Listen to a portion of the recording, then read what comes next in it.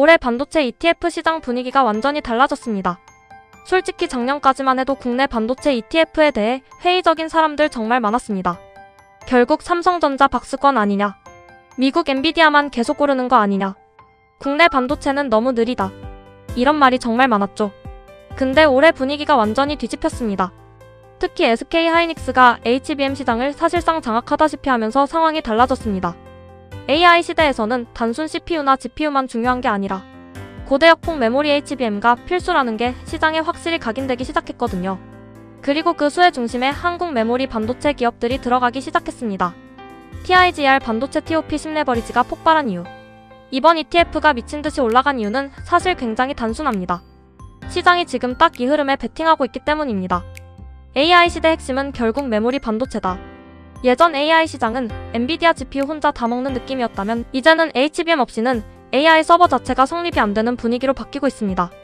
특히 엔비디아 블랙을 플랫폼 나오면서 HBM 수요가 폭발적으로 증가하고 있죠. 이 상황에서 삼성전자와 SK하이닉스 비중이 높은 ETF가 강하게 움직이는 건 어찌 보면 당연한 결과였습니다. 거기에 레버리지까지 붙었습니다. 즉 상승폭이 2배로 증폭되기 시작한 겁니다. 이 ETF는 사실상 삼성전자 SK하이닉스 입에 베팅 느낌입니다. 많은 사람들이 이름만 보고 반도체 전체 투자 ETF라고 생각하는데 실제로는 조금 다릅니다.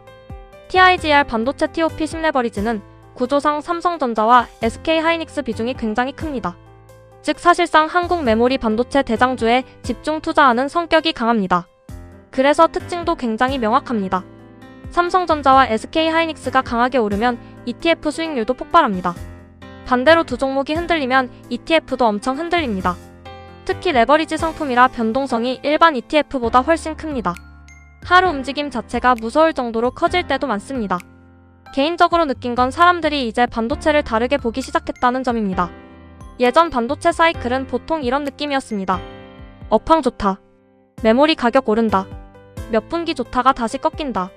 근데 지금 AI 시대는 조금 결이 다릅니다.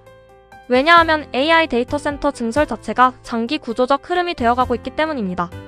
특히 에이전틱 AI가 확산되면서 메모리 수요 자체가 폭발적으로 늘어난다는 전망이 계속 나오고 있습니다. AI가 단순 질문 답변 수준이 아니라 스스로 판단하고 실행하고 수정하는 단계로 진화하면 필요한 메모리 양 자체가 완전히 달라집니다. 시장도 그 부분을 보기 시작한 겁니다. TIGR 반도체 TOP 10레버리지 구성 종목 특징.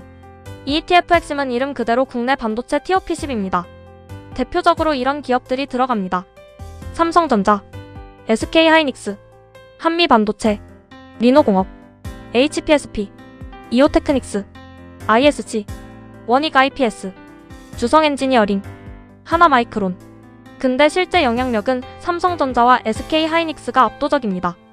특히 메모리 업황 방향성이 ETF 전체를 결정한다고 봐도 과언이 아닙니다. 즉 투자자는 사실상 이렇게 생각해야 합니다. 나는 한국 메모리 반도체 슈퍼사이클에 베팅한다. 수수료는 생각보다 중요한 문제입니다. 많은 사람들이 레버리지 ETF 볼 때 수익률만 봅니다. 근데 장기 투자에서는 수수료도 꽤 중요합니다. TIGR 반도체 TOP 10레버리지 총 보수는 연 0.59% 수준입니다. 숫자만 보면 별거 아닌 것 같죠. 근데 레버리지 ETF는 단순 보수만 보면 안 됩니다. 왜냐하면 내부적으로 매일 리밸런싱이 일어나기 때문입니다. 즉 실제로는 거래 비용이 계속 발생합니다. 특히 변동성이 큰 시장에서는 이런 비용 누적이 생각보다 큽니다. 사람들이 가장 잘 모르는 레버리지 ETF 함정. 이 부분은 꼭 알아야 합니다. 많은 사람들이 이렇게 생각합니다. 반도체 장기 상승이면 그냥 입에 먹는 거 아냐? 근데 현실은 그렇지 않습니다. 레버리지 ETF는 일간 수익률 기준 2배입니다. 즉 장기 보유 시에는 결과가 완전히 달라질 수 있습니다. 대표적인 게 변동성 잠식입니다. 예를 들어 지수가 이렇게 움직인다고 가정해봅시다. 첫날 10%, 둘째 날 마이너스 10%. 일반 지수도 손실이지만 레버리지는 손실폭이 훨씬 커집니다. 횡보장이 길어질수록 레버리지 ETF는 계속 체력이 깎이는 구조입니다. 그래서 장기 투자 시 생각보다 수익률이 기대 이하가 될 수도 있습니다. KODX 반도체 레버리지와 뭐가 다를까? 많은 분들이 가장 헷갈려하는 부분입니다. 둘 다 국내 반도체 레버리지 ETF인데 성격은 꽤 다릅니다. TIGR 반도체 TOP 10레버리지는 대형주 집중 느낌이 강합니다. 특히 삼성전자와 SK하이닉스 영향력이 매우 큽니다. 반면 KODX 반도체 레버리지는 비교적 반도체 생태계 전반에 분산됩니다. 장비주, 소재주 비중도 더 들어갑니다.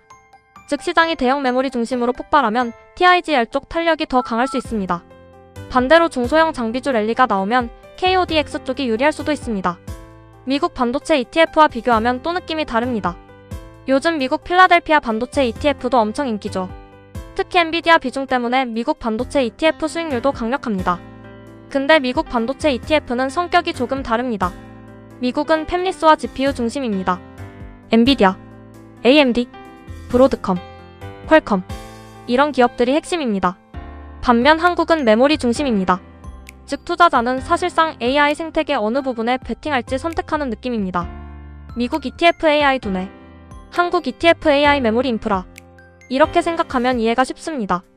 왜 사람들이 이렇게 공격적으로 들어오기 시작했을까? 저는 이번 흐름 보면서 결국 FOMO 심리가 굉장히 강해졌다고 느꼈습니다. 특히 엔비디아 폭등 이후 시장 분위기가 바뀌었습니다. 예전에는 AI는 미국 이야기라는 느낌이 강했는데 지금은 아닙니다. 한국 반도체도 AI 핵심 공급망이라는 인식이 강해졌습니다. 특히 SK하이닉스 HBM 경쟁력이 계속 부각되면서 투자자 심리가 엄청 공격적으로 변했습니다. 거기에 레버리지 ETF 특유의 높은 수익률 인증이 퍼지면서 개인 자금이 더 몰리는 구조가 만들어졌습니다. 그런데 지금 진입해도 될까? 이 질문 정말 많이 나옵니다. 솔직히 쉽지 않습니다. 왜냐하면 지금은 이미 기대감이 엄청 반영된 구간이기 때문입니다. 특히 레버리지 ETF는 상승장에서는 영웅처럼 보이지만 조정장에서는 공포 자체가 됩니다. 하루 마이너스 10%, 마이너스 15% 움직임도 충분히 가능합니다. 그래서 무조건 몰빵 접근은 굉장히 위험할 수 있습니다. 개인적으로는 이런 시장일수록 분할 접근이 중요하다고 봅니다. 특히 AI 반도체 장기 성장 자체를 믿는다면 조정 구간 활용 전략이 훨씬 현실적일 수 있습니다. 장기 투자용으로는 어떨까? 이건 솔직히 조금 다르게 봐야 합니다. 레버리지 ETF 자체는 장기 적립식 투자와는 잘 안 맞는 경우가 많습니다. 왜냐하면 변동성 잠식 문제가 계속 누적되기 때문입니다. 장기 투자라면 오히려 일반형 ETF가 더 나을 수도 있습니다. 예를 들면 TIGR 반도체 TOP10, KODX 반도체, KODX AI 반도체 핵심 장비 이런 일반형 상품들이 장기 투자에는 더 안정적일 수 있습니다. 반면 레버리지는 상승 추세를 강하게 보는 구간에서 단기 중기 탄력 전략으로 활용하는 투자자들이 많습니다. 결국 핵심은 AI 시대를 얼마나 길게 보느냐 같습니다. 지금 시장은 단순 반도체 사이클 투자 느낌이 아닙니다. AI 산업 전체 성장에 베팅하는 분위기에 가깝습니다. 그리고 그 과정에서 메모리 반도체 중요성이 엄청 커지고 있습니다. 만약 AI 인프라 투자가 앞으로도 계속 확대된다면 한국 반도체 기업들에게도 굉장히 큰 기회가 될 수 있습니다. 다만 레버리지 ETF는 항상 리스크 관리가 핵심입니다. 수익률 숫자만 보고 접근하면 변동성의 멘탈이 흔들릴 수 있습니다. 특히 지금처럼 과열 분위기에서는 더 냉정한 접근이 필요합니다. 정리해보면 TIGR 반도체 TOP10 레버리지는 현재 한국 AI 반도체 흐름을 가장 공격적으로 반영하는 ETF 중 하나입니다. 삼성전자와 SK하이닉스 중심으로 AI 메모리 성장에 강하게 베팅하는 구조입니다.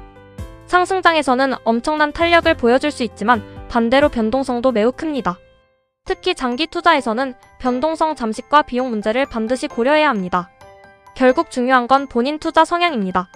공격적 단기 탄력 추구 레버리지 ETF, 장기 안정 성장 추구 일반형 ETF. 이 차이를 명확히 이해하고 접근하는 게 가장 중요해 보입니다.